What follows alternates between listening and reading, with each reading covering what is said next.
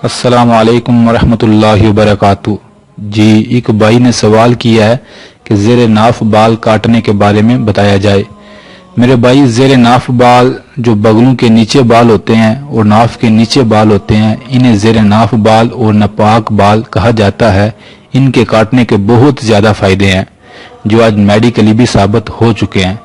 जो लोग इन बालों को काटते हैं वो बहुत ज़्यादा बीमारियों और बहुत ज़्यादा जरासीमों से बच जाते हैं।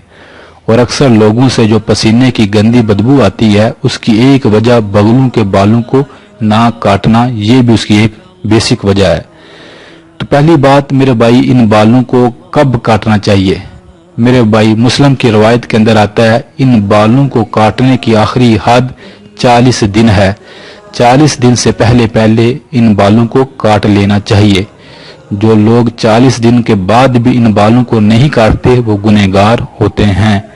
और सुन्नत तो ये है कि हर जुम्मे को इन बालों को काटना चाहिए, सफाई और पाकी हासिल करनी चाहिए, लेकिन आखिरी लिमिट, आखिरी हद 40 दिन है।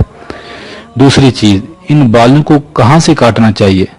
बगलों के नीचे से बाल और नाफ के नीचे। नाफ के नीचे जो बाल होते हैं वो सारे मर्द की शर्मगाह के इर्द गिर्द वाला सारा हिस्सा और पखाने की इर्द गिर्द वाला हिस्सा जहां गंदगी लगती है, इन सारे बालों को काटना चाहिए ताकि एक इंसान अच्छे तरीके से पाकी हासिल कर सके और जरासीमों और बीमारियों से भी बच सके।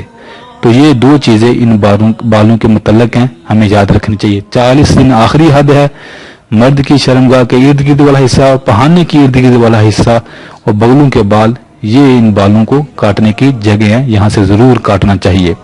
हमेशा पाक और साफ रहें। मुस्लिम की रवायत के अंदर नबी सल्लल्लाहु अलैहि वसल्लम ने फरमाया कि सफाई निस्फ ईमान है।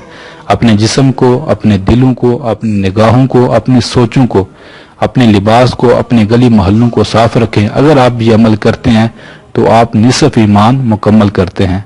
अल्लाह से दुआ है अल्लाह हमें पाक और साफ रहने की तौफीक अता फरमाए।